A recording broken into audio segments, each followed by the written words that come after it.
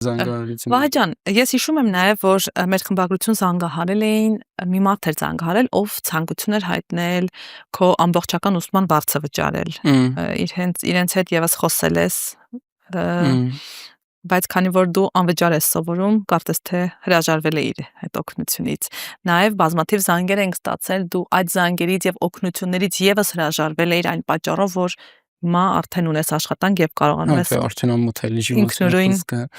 շատ էին այդ զանգերը, հա, շատ էին ասում։ Զանգերը շատ էին, չեմ կարող ոչ մի խոսք ասել, ուղղակի արդեն հարմար չէր իրոքից, որ արդեն ես կարող եմ ինձ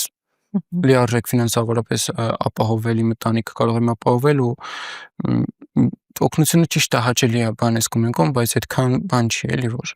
ընդունելը այդ օգնությունը ճիշտ է,